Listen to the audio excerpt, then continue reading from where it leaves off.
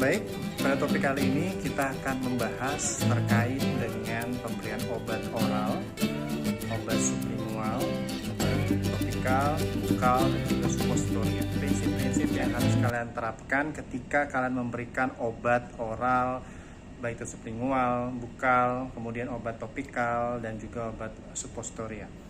Baik, yang pertama dulu tentang pemberian obat oral. Pada dasarnya memang ketika kita memberikan obat kepada pasien, yang penting diketahui adalah pemberian obat dengan 6 benar.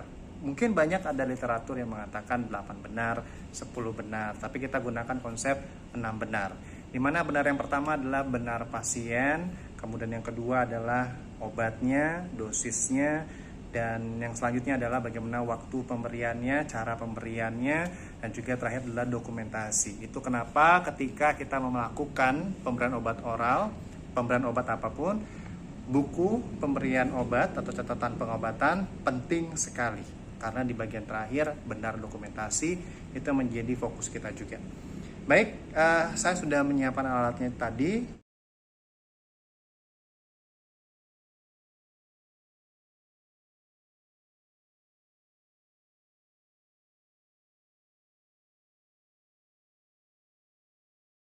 Sekarang kita coba saja tahap per tahap. Kalau kita berbicara tahap berinteraksi, tentunya kita harus menyiapkan semuanya dengan sebaik-baiknya. Jangan sampai ketika di depan pasien baru kita ada yang kekurangan. Tadi saya sudah memfoto juga, take picture juga, apa saja alat yang diberikan untuk pemberian obat oral, baik itu topikal, suppositoria, termasuk juga sublingual dan juga bukal. Kita langsung saja di berinteraksi bahwa kita menyiapkan semuanya. Kita dekatkan nanti ke pasien alatnya. Yang jelas berinteraksi kita sudah menyiapkan semuanya di ruang tindakan waktu di rumah sakit. Kita siapkan semuanya, kemudian kita sudah melihat catatan pengobatan, apa yang seharusnya diinstruksikan oleh dokter atau tenaga lainnya untuk diberikan terapi kepada pasiennya. Dalam hal ini adalah obat-obatan. Kemudian kita juga harus mengetahui catatan identitas, apakah ada riwayat alergi obat dan sebagainya, indikasi dan kontraindikasi pemberian. Kemudian kita juga harus melakukan cuci tangan dengan 6 langkah cuci tangan dengan benar. Seharusnya kalian sudah tahu bagaimana cuci tangan. Tapi kita juga siapkan juga hand sanitizer ketika di troli kita. Ya, langsung saja itu sudah tahap berinteraksi. Kemudian kita mencoba untuk ke tahap selanjutnya. Kita akan bertemu dengan pasiennya, kita akan sapa pasiennya. Ini merupakan salah satu contoh saja bagaimana kita berkomunikasi dengan pasien, tetapi dikembalikan kepada individu perawat masing-masing bagaimana melakukan pendekatan kepada pasien. Kita coba. Ya, selamat pagi Bapak. Perkenalkan, saya perawat jagat, saya nurse jagat yang jaga pada hari ini. Sebelumnya dengan Bapak siapa, kita perkenalkan pasien untuk menjawabnya. Jangan kita menyebutkan dia Bapak Anton atau siapa. Biarkan pasien menjawabnya. Baik, dengan Bapak Anton, bisa saya cek terlebih dahulu gelang identitasnya. Kita sambil mengecek gelang identitasnya yang ada di tangan pasien. Di gelang identitas kita bisa melihat namanya, nomor rekam medisnya, usia dari pasien itu sendiri.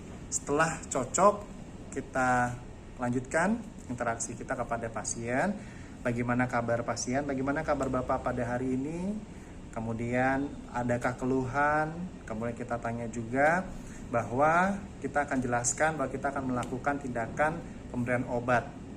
Baik nanti pemberian obatnya obat oral, atau sublingual, atau bukal, atau topikal, atau suppositoria, kita jelaskan bagaimana obatnya, apa jenis obatnya, dosisnya berapa, tujuannya apa, kita jelaskan kepada pasien. Karena sering juga pasien dan juga keluarga pasien bertanya, ini obatnya untuk apa, fungsinya untuk apa, dan kita sebagai perawat juga harus bisa menjelaskan kepada pasiennya seperti apa obat itu.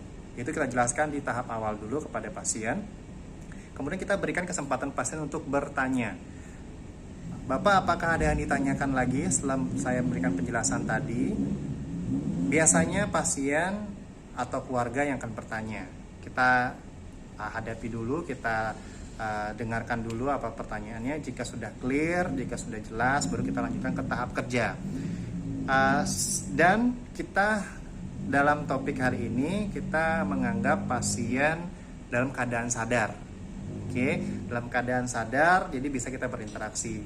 Karena beberapa pasien juga dalam posisi yang tidak sadarkan diri, dan kita berinteraksi dengan keluarganya. Termasuk alat-alat apa saja yang harus disiapkan. Biasanya bisa melalui selang NGT, kita pemberian obatnya. Tapi hari ini kita beranggapan bahwa pasiennya dalam kondisi sadar. Kita juga penting perhatikan bahwa beberapa pasien itu bisa minum obat oral jika menggunakan air. Ada yang menggunakan buah-buahan seperti pisang, ada yang biasa minum obat dengan roti. Kita tanya terlebih dahulu. Jadi kita sudah harus tahu bagaimana kebutuhan pasien, baru kita siapkan alat-alatnya. Dalam hal ini kita anggap saja pasiennya sudah bisa minum secara dengan air mineral. Dan ada juga pasien misalnya tidak bisa berdiri atau duduk gitu misalnya di tempat tidur, kita bisa sediakan sedotan atau pipet. Itu untuk pasien dalam kondisi tidur obatnya. Oke, mungkin itu saja di tahap ini. Kita lanjutkan ke tahap kerja. Tahap kerjanya sebelumnya saya menyiapkan ini dalam satu kesatuan. Satu kesatuan dari obat oralnya, kemudian ada ini, ada obat oralnya, topikalnya, ada obat suposnya, dan ini biasanya untuk alat bantu ketika memang perlu, misalnya pada saat sublingual ataupun bukal ataupun topikal. Topikal kita oleskan di sini, tergantung ya. Dalam checklist pun juga sudah sangat lengkap ditulis step by stepnya. Saya langsung saja kita coba tahap kerjanya secara langsung. Seperti biasa ditulis sudah harus ada hand sanitizer. Kita harus biasakan untuk mencuci tangan. Dan alat-alat lainnya sudah ada juga. Yang paling penting adalah buku rencana pengobatan yang memang isinya terkait dengan 6 benar itu sendiri.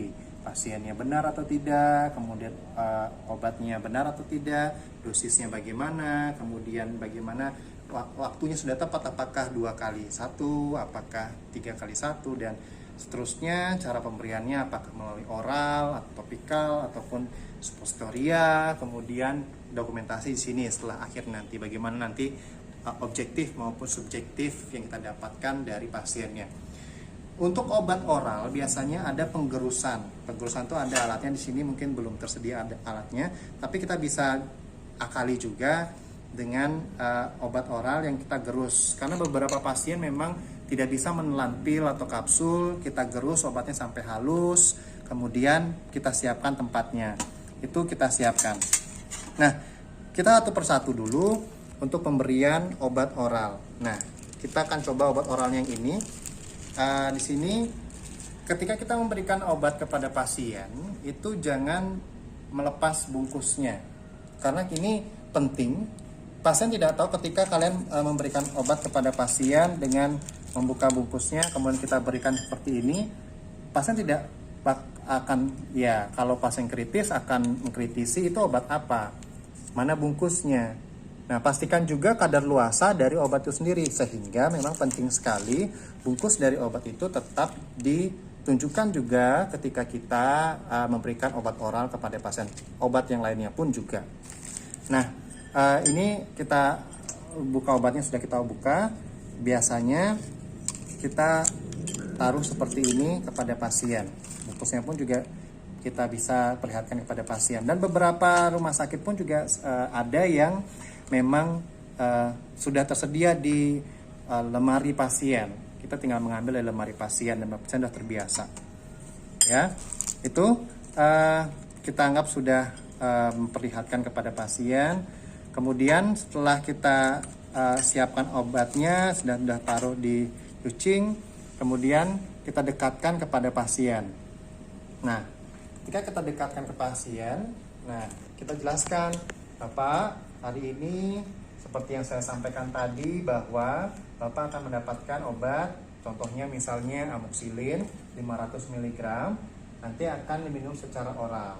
Nanti kita juga harus siapkan air yang akan diberikan kepada pasien. Sebelumnya juga kita tanya kepada pasien untuk duduk di atas tempat tidur. Kita bantu pasiennya untuk duduk seperti itu. Kita bantu dari sini, kemudian bersama keluarga untuk duduk. Ya, setelah ini anggap pasiennya duduk ya. Kemudian kita dekatkan apa yang harusnya kita akan berikan. Tanya kepada pasien juga bisa apakah pasien mau minum obatnya secara mandiri atau kita bantu minum obatnya.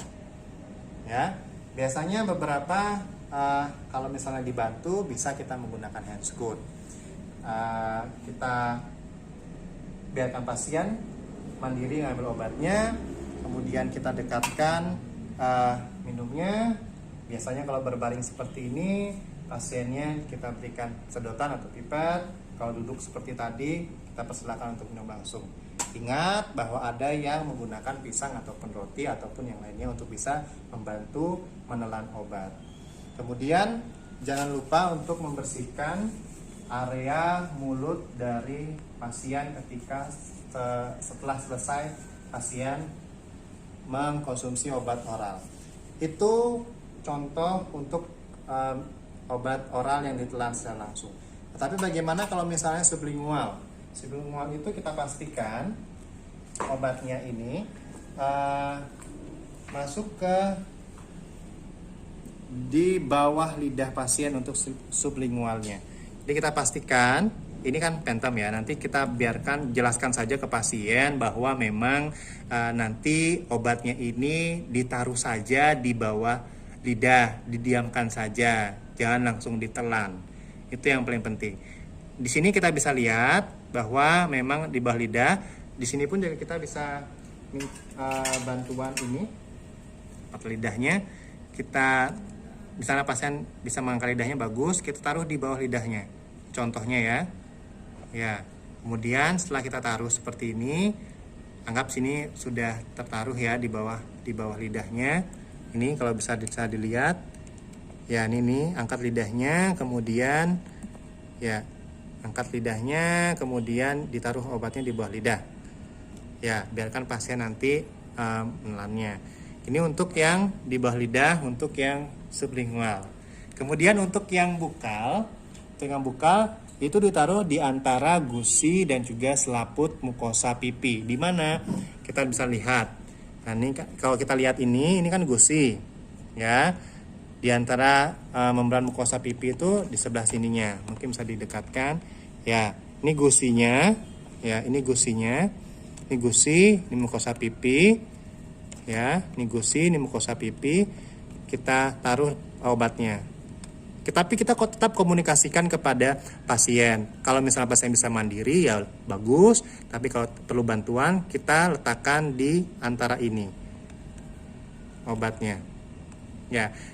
Sebelumnya seperti biasa kita memang sudah menjelaskan kepada pasien untuk tidak menelan obatnya. Biarkan seperti itu.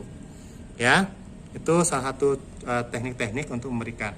Tapi perlu kalian ingat bahwa ketika memberikan obat, terlebih pada sublingual dan juga bukal, itu tetap menggunakan hand scoot. Karena takutnya kita memberikan infeksi nosokomial kepada pasiennya. Ya. Ini saya menjelaskan biar lebih gampang kalian melihatnya bagaimana obat oral tadi, sublingual dan juga bukal.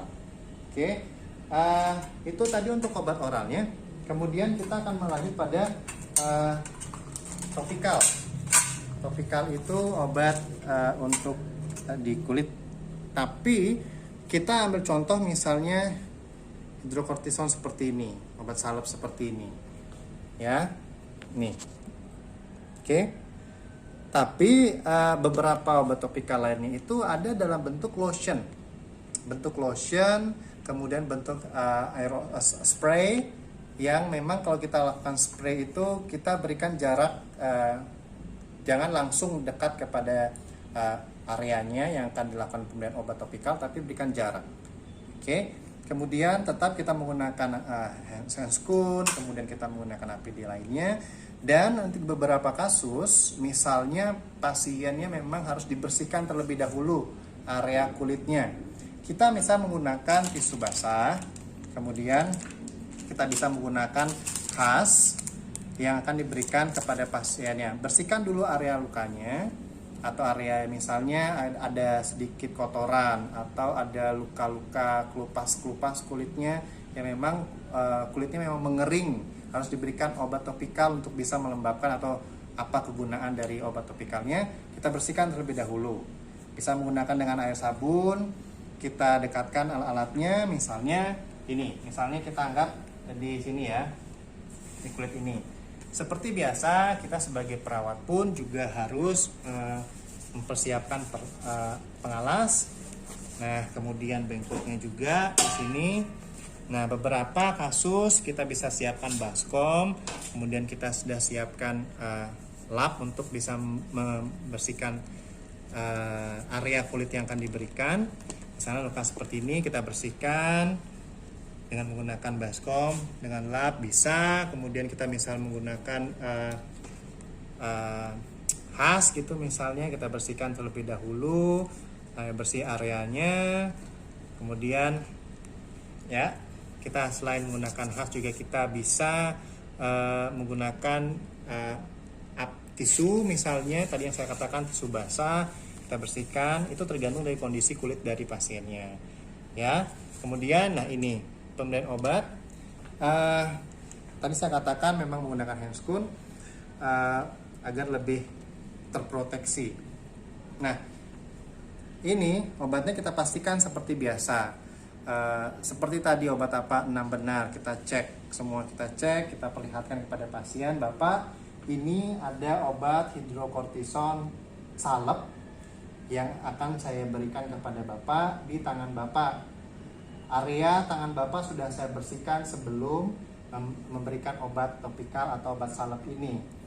Ini obatnya Bapak sekarang saya berikan, nanti mohon untuk tidak disterilkan dulu atau dijauhkan dulu dari jangkauan yang dapat menghapus dari obat salep ini. Kita jelaskan dengan bahasa yang sederhana kepada pasien. Jangan katakan obat topikal, jangan sampaikan juga hal-hal yang berbau medis bahasanya. Kemudian kita berikan obatnya, salepnya. Secukupnya tergantung dari areanya seberapa diberikan kepada pasien. Oke.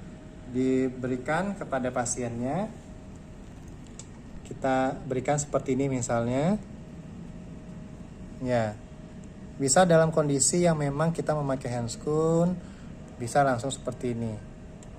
Oke, tergantung cek kondisi pasiennya ya. Kita jelaskan, Bapak sudah selesai, nanti mohon jangan dulu digerakkan atau terkena benda asing atau sekitarnya agar obatnya tetap bisa meresap. Tindakannya setelah selesai, kemudian kita seperti biasa sebagai perawat tetap merapikan alat yang sudah kita pakai tadi. Baik. Ya. Kemudian kita rapikan alatnya dan seterusnya. Itu untuk obat topikal. Nah, sekarang kita akan coba untuk supos atau suppositoria. Bagi yang belum tahu, nah, nih.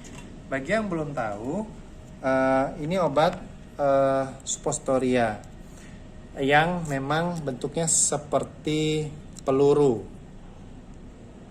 Nah, ini nanti kita akan masukkan ke dalam anus dari pasiennya. Tentunya tindakannya juga kita harus menanyakan kepada pasien bagaimana nyaman atau tidak, dan tetap menjaga privasi dari pasien. Kenapa? Karena kita akan memasukkan obat ke area anusnya dari pasien. Oke, kita langsung saja ke tahap kerja. Kalau memang kita menggunakan kita berhadapan dengan anus pasien, otomatis memang kita harus menggunakan handscoon. Nah, pada saat menggunakan handscoon pun juga kalian harus perhatikan bahwa nanti kita cek dulu bagian dari anusnya. Ada beberapa indikasi memang pemberian obat supos ini untuk pasien-pasien yang memang kesulitan BAB misalnya, atau untuk demam yang terlalu tinggi, tergantung ya. Tapi yang jelas kita cek dulu dengan posisi SIM seperti ini. Pasiennya dalam posisi yang memang terlentang seperti ini. Kemudian kita arahkan pasien seperti tadi komunikasinya. Kita arahkan pasien untuk posisi SIM. Di mana yang pertama adalah Bapak bisa ditekukkan kakinya, ya, tekukkan kakinya, kemudian tangan pasien diarahkan ke sini. Oke, kaki dan tangan sudah diarahkan. Kemudian kita memegang kakinya, lututnya, dan bahu dari pasien. Kita sambil komunikasikan kepada pasien, Bapak silakan miring Bapak. Ya, kemudian seperti ini, pasiennya akan membentuk seperti ini. Posisi yang nanti akan diberikan obat suppositoria adalah bagian dari bokong atau lubang pantat dari pasien. Sehingga kita pastikan pasien nyaman. Apakah Bapak sudah nyaman? Ketika pasien menjawab sudah nyaman atau belum misalnya, kita pastikan bahwa akan perawatnya harus sudah jelas bagaimana dia melakukan tindakan. Ini tangan dominan, ini tangan non-dominan bagi saya. Nah, tangan non-dominan ini kalian akan pegang bagian lubang pantat atau lubang anus dari pasien. Kemudian obat suppositoria tadi itu, kemudian kalian buka, lebarkan, seperti tadi caranya, kemudian dimasukkan obatnya, kemudian tahan. Seperti itu. Atau minta pasien untuk lakukan penjepitan. Karena mereka mengatur sendiri secara fisiologis bagaimana menjepit. Tapi kita juga lakukan penjepitan di sini. Tahan, setelah tahan nanti kita sampaikan, tunggu beberapa menit, sampaikan bahwa kegiatan telah berakhir. Demikian untuk melakukan pemberian obat suppositoria dengan posisi SIM seperti ini. Baik. Ya, kalau memang harus dibersihkan, kita bersihkan. Oke, kemudian kita bersihkan, dan kita keringkan. Sudah siap. Nah, baru kita akan coba untuk memberikan masukan obat suppositorianya. Ini jelly. Ya, ini jelly.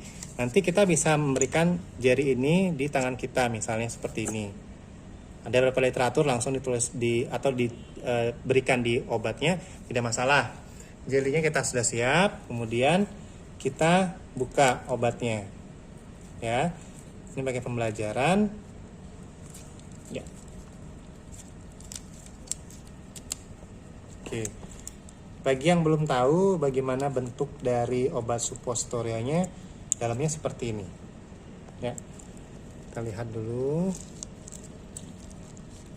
Iya, bentuknya memang hampir mirip seperti peluru. Ya. Iya. Oke. Nah, obatnya seperti ini. Nih.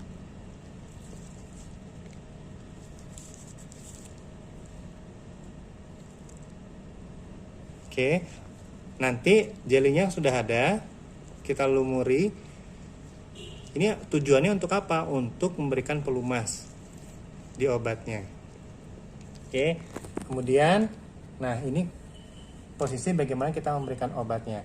Sebelum kita memberikan obat suppos kepada pasiennya, sekali lagi kita tetap melakukan kerjasama kepada pasiennya agar pasien juga bersiap-siap, ya. Jangan takutnya kaget pasien belum siap, ya tidak, karena pengaturan dari lubang anus itu pasien yang mengatur itu. Jadi makanya kita arahkan kepada pasien untuk tarik nafas, tahan, keluarkan, relax saja. Kemudian ini anggap kita sudah angkat ya, kita buka bagian ininya, lubangnya, area sekitar. Tarik nafas Bapak, saya akan memasukkan obat ke dalam lubang pantat Bapak. Seperti yang saya jelaskan tadi, silakan Bapak rileks saja, tarik nafas, tahan, keluarkan, seperti itu. Ya, nanti hitungan ketiga saya akan memasukkan obatnya. Ini Bapak nggih. Silakan Bapak tarik nafas, tahan, hembuskan. Baik, lagi sekali, tahan, tarik nafas, tahan, hembuskan. Ya, hitungan ketiga saya akan masukkan, tarik nafas Bapak, tahan, hembuskan. 1, 2, 3, masukkan obatnya ke dalam sini. Ya, ini kita anggap sudah masuk karena ini memang tidak elastis pentomnya. Kita anggap obatnya sudah masuk ke dalam. Oke, sampai masuk, jari kita posisinya seperti ini. Setelah itu kita tahan bagian pantatnya atau lubang area sekitar anus, ini pentomnya yang kurang elastis. Dalam kondisi seperti ini, ya anggap seperti ini. Kita tahan, jangan langsung dilepaskan. Ketika sekali lagi, kalau kalian bisa membayangkan ketika kalian mengontrol dari lubang anus kalian, itu sangat elastis dan bisa saja obatnya keluar. Jadi ketika tadi sudah masukkan dengan cara seperti ini, kalian tahan. Oke, tunggu. Bapak relax saja Bapak, tahan nafas, tahan, keluarkan. Terus tahan seperti itu. Oke, ini cara yang sering digunakan agar tidak keluar lagi obatnya dan memang menahan obatnya yang telah masuk tadi. Ingat, beberapa kasus obatnya keluar sendiri ketika kita sudah memasukkan, kita lepas begitu saja, dia akan keluar. Oke, pastikan. Jika memang kebutuhan pemberian obat supos ini untuk mengencerkan fesesnya untuk biar bisa BAB, kita sudah jelaskan kepada pasien nanti, dan alat-alat juga kita sudah siapkan untuk persiapan BAB pasien. Dan ada tombol untuk ketika pasien ingin BAB tinggal menekan tombol. Ketika kita sudah pegang menjepit seperti ini dan dirasa sudah cukup waktunya, kita bisa lepas pelan-pelan. Kita perhatikan dan kita juga tetap berkomunikasi kepada pasien agar pasien rileks, tenang, sambil kita bertanya-tanya bagaimana Bapak, gimana tadi, tenang, rileks. Kita ajak rileks terus. Ketika rileks, obatnya juga akan tetap di dalam dan berproses. Kita lepas pelan-pelan, kita kembalikan, membersihkan lagi area yang tadi. Tetap kita bertanggung jawab sebagai perawat, membersihkan. Kita anggap sudah selesai. Oke, lurus kakinya. Kita bisa akhiri dari tahap kerja kita kepada pasiennya. Tindakan telah selesai, Bapak. Bagaimana perasaan Bapak sekarang? Seperti biasa kita tanyakan. Silakan pasien memberikan apa saja yang dirasakan, baik itu dalam pemberian obat oral, bukal, sublingual, topikal maupun supos tadi. Ditanya karena nanti juga akan kita lakukan dokumentasi. Ingat, benar yang terakhir adalah dokumentasi, benar dokumentasinya.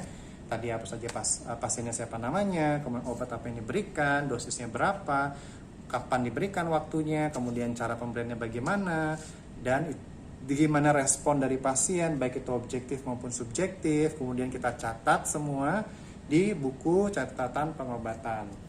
Kita tanya setelah pasien menyampaikan apa dirasakan, kemudian kita apresiasi, terima kasih tadi kerjasamanya sudah bagus sekali. Mungkin tindakan ini akan terus dilakukan sampai kondisi Bapak sudah lebih baik lagi.